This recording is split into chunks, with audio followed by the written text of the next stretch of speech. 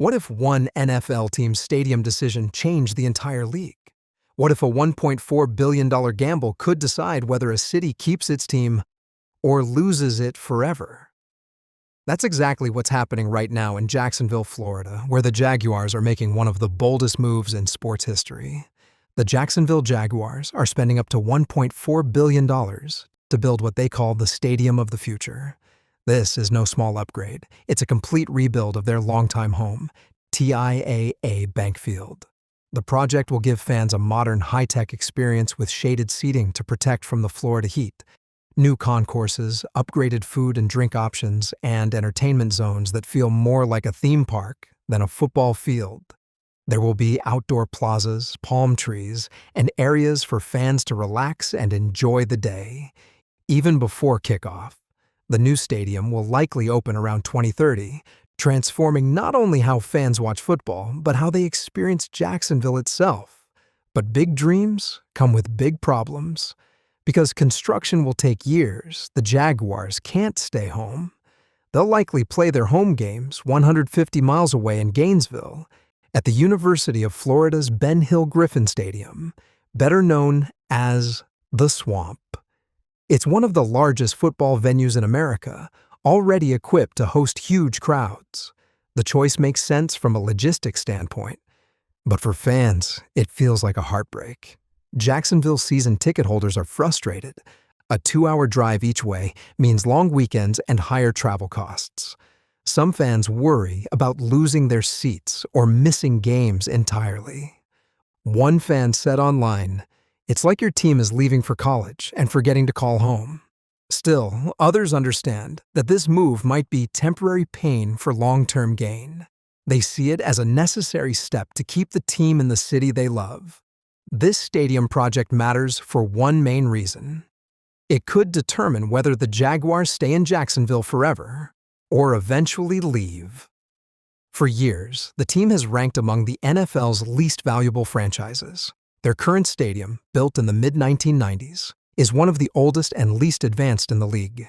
It's outdated, often scorching hot during early season games, and lacks the luxury seating and entertainment options that modern NFL teams rely on for big revenue. Owner Shad Khan, a billionaire businessman and one of the league's most ambitious owners, has pushed for years to modernize Jacksonville's stadium.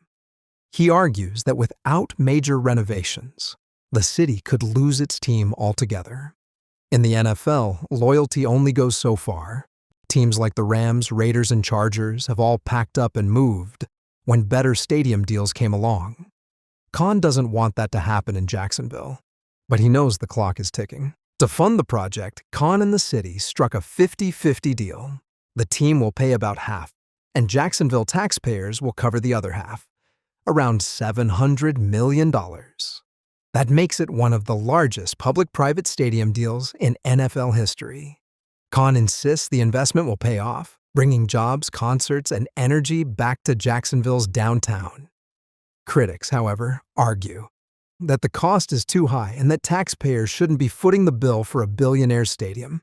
It's a classic debate in American sports, public spending for private profit.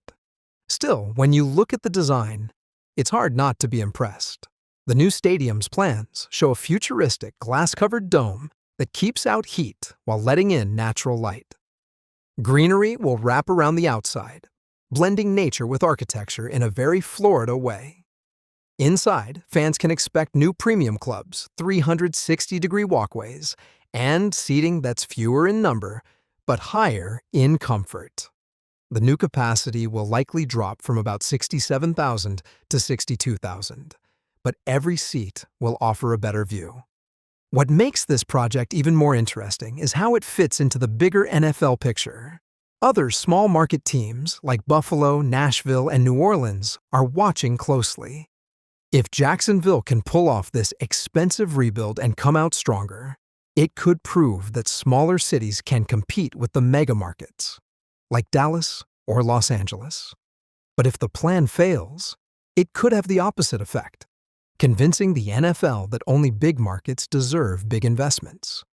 There's also an international angle. The Jaguars have been a major part of the NFL's effort to grow globally. They've played multiple games in London and have a growing fan base overseas. Shad Khan also owns the English soccer club Fulham, and many people believe that if Jacksonville ever lost its team, London could become the new home of the Jaguars. So this stadium decision isn't just about Florida, it's about the entire future of the franchise. Right now, Jaguars fans are caught between excitement and worry.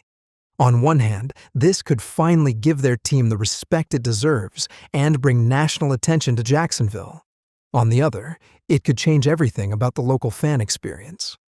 The parking lots where fans tailgate could disappear during construction. The familiar roar of DUUVAL might fade as the team plays hours away.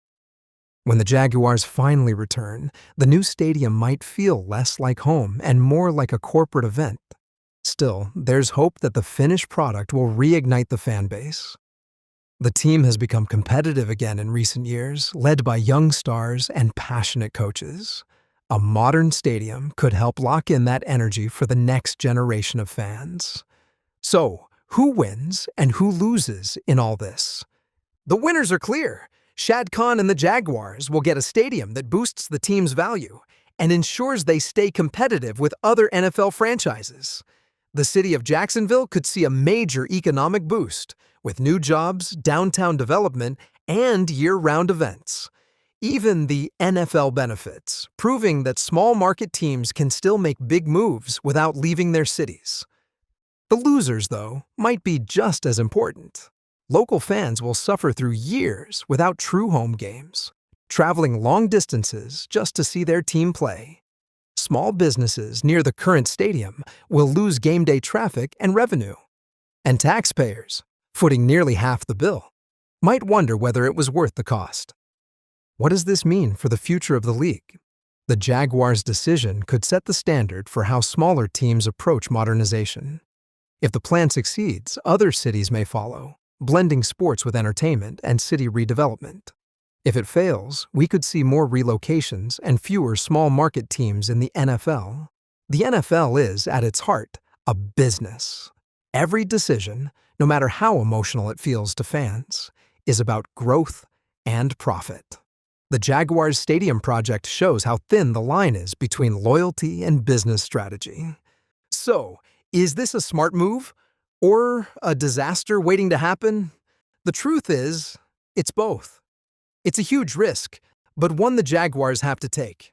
The old stadium wasn't built for the modern NFL, and without change, Jacksonville could have lost its team completely.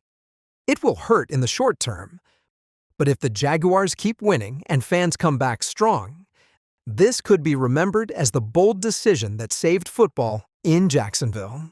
The future of the franchise, and maybe even the future of small-market NFL cities, depends on whether this $1.4 billion gamble pays off. So the next time you see the Jaguars play in Gainesville, remember this. It's not just a road trip. It's a test of loyalty, leadership, and the belief that Jacksonville can remain a true football city for decades to come.